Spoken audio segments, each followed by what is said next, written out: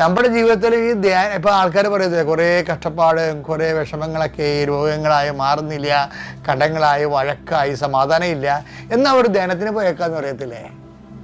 പോയിട്ട് പറയുമ്പോൾ എല്ലാം ശരിയാവെന്ന് പറയില്ല. അതെന്താ ശരിക്കും പറഞ്ഞാൽ ഇതാണ്, രാത്രി മുഴുവനും അധ്വാനിച്ചിട്ടും ഒന്നും കിട്ടാത്തപ്പോൾ, സമാധാനം ഇല്ലാത്തപ്പോൾ ജനങ്ങളെ ദൈവത്തെങ്കിലേക്ക് പിരിയും ചെയ്യും.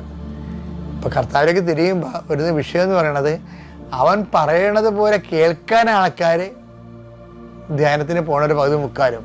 പക്ഷെ ഉടമ്പടിയിൽ അങ്ങനെയല്ല. അവൻ പറയണ കേൾക്കുകയല്ല, കേൾക്കുക എന്ന് വെച്ചാൽ ഇവിടെ ചെയ്യുക എന്ന അർത്ഥം. കേൾക്കുക എന്ന് വെച്ച് കഴിഞ്ഞാൽ ഇവിടെ, അതായത് നീ എത്ര 1000 വചനം കേട്ടോ എന്നല്ല പ്രശ്നം. അതിൽ 5 വചനമാണ് നടപ്പിൽ വരുത്തിയെങ്കിൽ 5-ന് 1000-ൻ്റെ വിലയാണ് വേണ്ടത്. അപ്പം എപ്പോഴും നമ്മൾ ശ്രദ്ധിക്കേണ്ട ഇതാണ്, ജീവിതം തളർന്നു പോയോ, ജീവിതം തകർന്നു പോയോ, അടുത്ത ഓപ്ഷൻ എന്താണ്? അവൻ പറയണ പോലെ ചെയ്യുക.